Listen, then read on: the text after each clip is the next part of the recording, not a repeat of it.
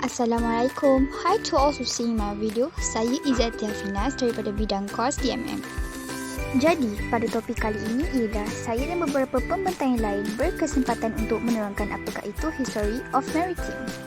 Jadi, jom kita tengok video seterusnya. Apakah itu History of Maritime? Tanggapan pertama apabila anda mendengar maritim ialah berasaskan laut. Ia merangkumi banyak aspek seperti bertema sejarah yang luas. Yang seterusnya sering menggunakan pendekatan global. Menarik kan? Sejarah nautika merekodkan dan mentafsirkan peristiwa lalu yang melibatkan kapal, perkapalan, pelayaran dan pelaut. Sejarah maritim ialah subjek yang luas meliputi isi-isi tersebut. Menarik kan? Jom kita tonton video klip yang seterusnya. Terima kasih. Tema saya adalah History of Maritime dan tajuk utamanya adalah ekonomi. Penerapan konsep blue economy antara usaha kerajaan membangunkan ekonomi berasaskan industri maritim, terutama dalam sektor perikanan dan akuakultur, pelabuhan serta perkapalan, eksplorasi minyak dan mineral. Selain pembangunan, sumber tenaga boleh diperbaharui. Namun, kerancangan usaha membangunkan ekonomi maritim harus seiring matlamat pembangunan lestari SDG digariskan Pertubuhan Bangsa-Bangsa Bersatu PBB. Secara amnya, terdapat 17 agenda SDG digariskan PBB yang perlu dicapai menjelang 2030 merangkumi pembangunan ekonomi bagi meningkatkan kesejahteraan hidup rakyat berlandaskan keseimbangan penggunaan sumber dan pemeliharaan alam sekitar. Lantas, pelaksanaan konsep Blue Economy memerlukan perancangan dan pengurusan baik supaya agenda SDG 14 boleh dicapai sebelum 2030 yang tempoh berbaki kurang 10 tahun. Dapat disimpulkan, pemekasan takbir urus dalam sektor lautan berteraskan konsep Blue Economy dan SDG 14 diyakini mampu mengawal keseimbangan penggunaan laut untuk kegiatan pembangunan ekonomi bagi memberi kehidupan berkualiti untuk semua serta memelihara kesejahteraan lautan secara komprehensif. Seterusnya maritim juga dapat meningkatkan ekonomi dalam sektor pelancongan sebagai contohnya, majoriti pelancong dari luar negara akan bercuti di pantai. Oleh itu banyak kelebihan yang kita dapat seperti membantu peniaga-peniaga kecil untuk meningkatkan pendapatan mereka. Di situ, pelancong dari luar negara juga akan membayar hotel atau rumah sewa di tepi pantai dan ini akan meningkatkan juga ekonomi negara. Selain bercuti di pantai, beberapa pelancong dari luar negara juga membawa bot pribadi mereka sendiri. Sejajar dengan dasar dan inisiatif sedia ada, dapat memberi manfaat terutama kepada sektor perkapalan. Hal ini sekaligus dapat membawa aliran masuk pelaburan ke dalam sektor-sektor ini melalui aktiviti perdagangan.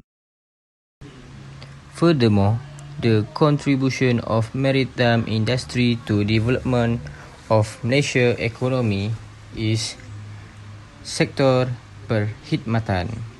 Sektor perkhidmatan merupakan salah satu daripada 3 sektor ekonomi yang lainnya adalah sektor sekunder. Sektor perkhidmatan dengan sumbangan 57% mencatatkan pertumbuhan kukuh sebanyak 64% pada tahun 2019. Johnny, sambung! The growth of this sector was driven mainly by strong wholesale and retail trade with a growth of 7.2%. The third sector of the industry involves the provision of services to other businesses as well as end users. This service may involve transportation, distribution and sale of goods from producers to consumers, as is the case in wholesale and retail. Okey, thank you Johnny. Okey, seterusnya, sektor ketiga ini merupakan sektor ekonomi terbesar di dunia barat dan juga sektor paling cepat berkembang. Apa pendapat anda? Tema saya ialah The Contribution of Maritime Industry to Development of Malaysian Economy. Subtopik saya adalah pelabuhan. Sektor pelabuhan dan perkapalan berkembang sejajar dengan keperluan industri. Ia didukung oleh kedudukan Malaysia di Selat Melaka yang menjadi nadi perdagangan dunia. Pelabuhan utama di Malaysia seperti Pelabuhan Kelang dan Pelabuhan Tanjung Pelepas juga dilengkapi kemudahan yang meletakkan kedudukannya sebaris pelabuhan bertaraf dunia. Penerapan revolusi industri 4.0 sejajar dengan dasar dan inisiatif sedia ada dapat memberi manfaat terutama kepada sektor perkapalan. Kesimpulannya, hal ini sekaligus dapat membawa aliran masuk pelaburan ke dalam sektor ini melalui aktiviti perdagangan. Perkara ini dilihat positif kerana dengan kemasukan pelabur, terutama dari luar negara, dapat meningkatkan kadar pertumbuhan ekonomi negara. Seterusnya, 4 huraian tentang isi perikanan. Yang pertama, merupakan sumber protein yang penting kepada seluruh rakyat Malaysia. Yang kedua, menyumbang kepada pendapatan negara. Contohnya, Malaysia mengeksport hasil perikanannya ke Singapura, Jepun dan Taiwan.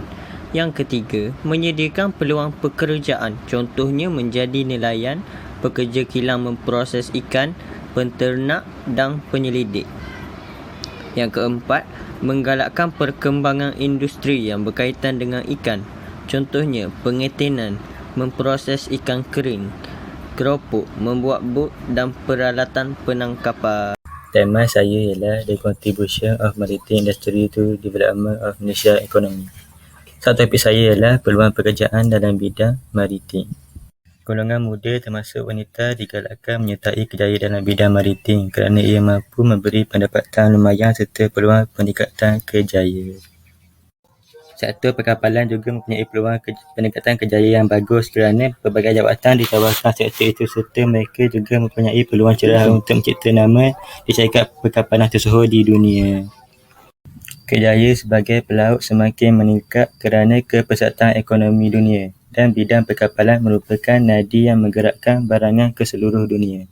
Kerjaya dalam bidang offshore merupakan kerja yang menjanjikan gaji yang lumayan dan ramai orang berhasrat untuk bekerja di offshore. Kerjaya dalam bidang maritim dapat menjanjikan peluang pekerjaan yang luas dan dapat mengelakkan remaja daripada menganggur selepas tamat daripada pengajian. Seterusnya, the contribution of maritime industry to development of Malaysian economy ialah pelombongan. Sumber pendapatan negara. Hasil pelombongan yang dieksport seperti petroleum mentah akan menghasilkan pendapatan yang lumayan kepada negara Malaysia. Sektor pelombongan terbagi kepada 5 iaitu biji timah, emas, arang batu, biji besi dan terakhir sumber mineral. Membuka peluang pekerjaan yang banyak kepada penduduk, maka kadar pengangguran dapat dikurangkan dan hasil pendapatan dapat meningkatkan taraf hidup penduduk. Memajukan sektor hiliran. Sumber mineral menjadi bahan mentah kepada sektor perindustrian. Contoh, petroleum menjadi bahan mentah kepada industri petrokimia. Kesimpulannya, pelombongan biji timah dirujuk kerana hasil pelombongan logam lain terlalu kecil, maka penggunaan pam, kerikil dan sebagainya telah merangsang pendapatan negara. Seterusnya, sumbangan maritim terhadap Malaysia boleh memperbanyakkan pelaburan kerana maritim telah meningkatkan pendapatan negara dengan mengeksport keluar masuk barangan. Pelaburan ialah kaedah penanaman modal terhadap sesuatu syarikat dengan tujuan mendapatkan keuntungan dalam tempoh tertentu. Pelaburan boleh mengatasi inflasi melalui faedah dan memastikan kuasa beli wang tetap kukuh. Pelaburan juga dapat meningkatkan KDNK yang bermaksud keluaran negara dalam kasar dan menjamin pertumbuhan ekonomi pesat. Selain itu, pelaburan boleh meningkatkan ekonomi negara kerana wang pelaburan tersebut digunakan oleh kerajaan untuk membangunkan pelbagai sektor. Oleh itu, pelaburan amat penting bagi memenuhi sesuatu tujuan serta dapat menjana ekonomi negara ke arah yang progresif dan berdaya saing dengan negara lain. Berdasarkan kepentingan sektor maritim sebagai penyumbang yang signifikan kepada kemakmuran ekonomi negara, adalah perlu yang pihak-pihak yang berkepentingan di dalam sektor ini berusaha ke arah mengekalkan tahap produktiviti sektor ini. Bagi memenuhi objektif ini, persekitaran maritim itu sendiri perlu dipelihara secara pulangan ekonomi boleh diraih darinya secara lestari. Bukan sahaja untuk masa terdekat ini, malah untuk generasi masa depan. Kesimpulannya, pembangunan lestari harus dijadikan teras dan aspirasi utama dalam perancangan aktiviti-aktiviti ekonomi maritim di Malaysia bagi menjamin yang generasi akan datang dapat menikmati persekitaran serta sumber-sumber lautan yang terpelihara.